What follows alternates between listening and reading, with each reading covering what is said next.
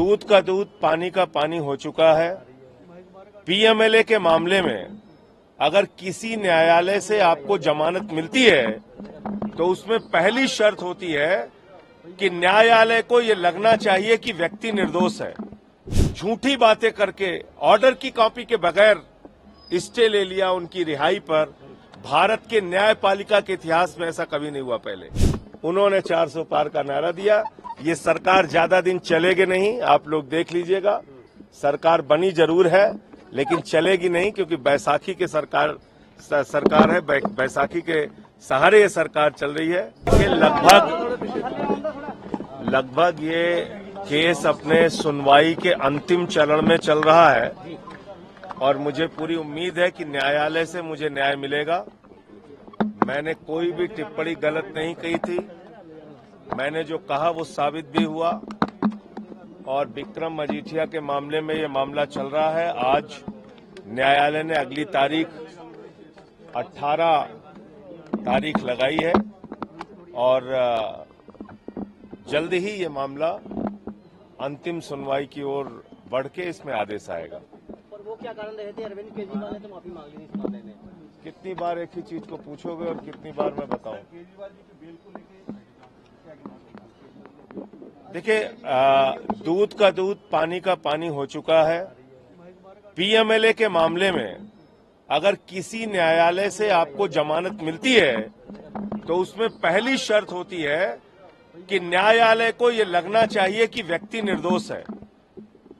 न्याय बिंदु जी की कोर्ट ने, लोअर कोर्ट ने, ट्रायल कोर्ट ने, ईडी की कोर्ट ने अरविंद केजरीवाल को जमानत दी।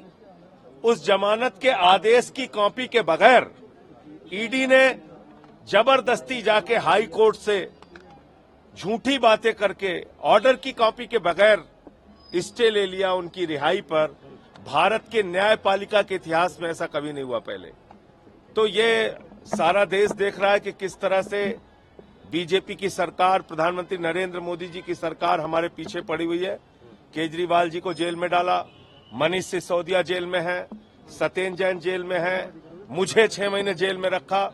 इनके पास कोई सबूत नहीं है। भ्रष्टाचार बीजेपी ने किया है। 60 करोड़ रुपए की रिश्वत शराब घोटाले में बीजेपी ने शरद चंद्र रेड्डी से खाई है। इसका सबूत चिल्ला चिल्ला के बोल रहा है इलेक्टोरल बॉन्ड के रूप में। तो कार्रवाई उनके ऊपर होनी चाहिए, कार्रवाई उनके ऊपर होनी चाहिए। और इसलिए मुझे लगता है कि जल्द ही सुप्रीम कोर्ट से अरविंद केजरीवाल के मामले में उनको भी न्याय मिलेगा और जमानत मिलेगी, वो लोग भी बाहर आएंगे। ये पॉलिटिकल वेंडेटा है। राजनीतिक प्रतिशोध के कारण, राजनीतिक दुर्भावना के कारण हमारी पार्टी के नेताओं को परेशान किया जा रहा है और उनको जेल में डाला गया है। अग्निवीर के मामले में कहा कि कंपल्सेशन और इंश्योरेंस अलग-अलग मामले गाड़ूवादी के। देखिए, ऐसा है, पंजाब की सरकार ने जो भी पंजाब का बेटा, वो चाहे पंजाब पुलिस में हो या सेना में जवान हो, अगर वो शहीद होता है तो उसके परिवार को 1 करोड़ रुपए की सम्मान राशि दी जाएगी। जो मामला इस समय पूरे देश में चर्चित है, अगर आप देखेंगे तो उसमें भारतीय जनता पार्टी का झूठ, संसद के अंदर बोला गया झूठ पूरे देश के सामने उजागर हो गया। शहीद अजय कुमार के परिवार को भगवंत मान जी की सरकार ने 1 करोड़ रुपए की सम्मान राशि उनके परिवार से मिलकर दी। उनकी बहन को नौकरी देने का आश्वासन दिया जैसे उनकी बीए की डिग्री कंप्लीट हो जाएगी।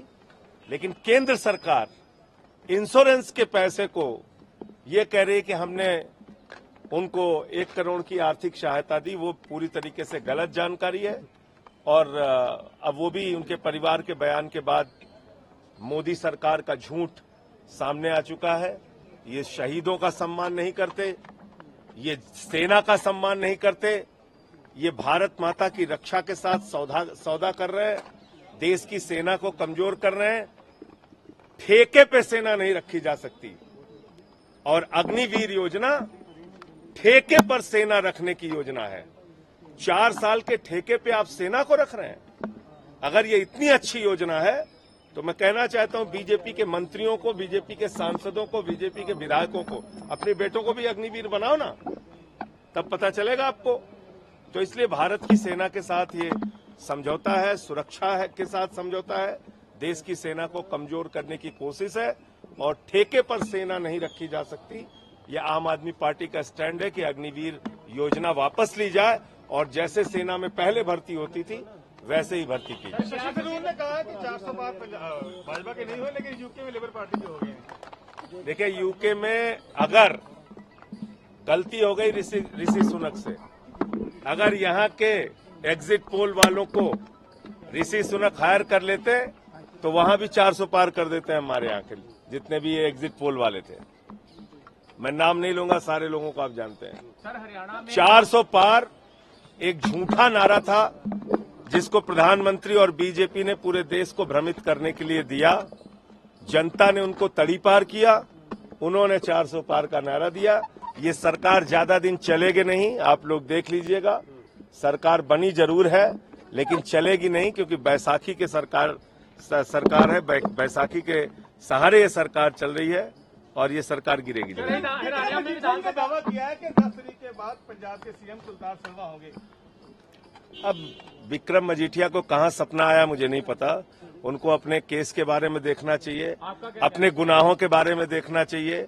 विक्रम मजीठिया को आम आदमी पार्टी के बारे में बोलने का अधिकार नहीं। होंगे या नहीं होंगे, आपका क्या कॉल है? अरे भगवंत मान मुख्यमंत्री हैं यहाँ के, अपने मन से कोई नई नई बातें आप लोग चलाते रहेंगे उसका कोई मतलब थोड़ी है। सर, हरियाणा में विक्रम मजीठिया आम आदमी पार्टी का नेता थोड़ी है। हरियाणा में विधानसभा विक्रम मजीठिया अकाली दल का नेता है, उसको ये बताना चाहिए उसके पार्टी में कौन कौन रहेगा, कौन कौन छोड़ेगा। रोज तो छोड़ छोड़ भाग रहे हैं उसकी पार्टी के लोग। सर, हरियाणा में विधानसभा चुनाव आने वाले हैं, क्या आम आदमी पार्टी कांग्रेस के साथ वहाँ पे कोalition करने जा रही है? ये हमारे पार्टी के नेता अरविंद केजरीवाल जी जल्द ही जेल से बाहर आएंगे, उसके बारे में हरियाणा के बारे में हम लोग तय करेंगे क्या वहां पे करना है। अभी पंजाब के जो बाय इलेक्शन है, जो जालंधर वेस्ट का, उस पे हम लोगों ने पूरा फोकस किया हुआ है। खुद भगवंत मान जी, वहां के मुख्यमंत्री और तमाम हमारे मंत्री, वो सब चुनाव प्रचार में हैं। मैं भी दिल्ली से कल आया हूं और वहां के चुनाव प्रचार में हूं। जालंधर की सीट हम लोग जीतेंगे और भी जो बाय इलेक्शन आने वाले दिनों में होंगे उसको हम लोग जीतेंगे। अमृतपाल के परिवार ने पत्नी जताई है, जिसने उनको शपथ दिलाएगी कल, जिसने शपथ दिलाएगी, उससे क्या कहेंगे आप? शपथ दिलाना एक संसदीय प्रक्रिया है। शपथ दिलाना एक संसदीय प्रक्रिया है और वो अधिकार संसद का होता है।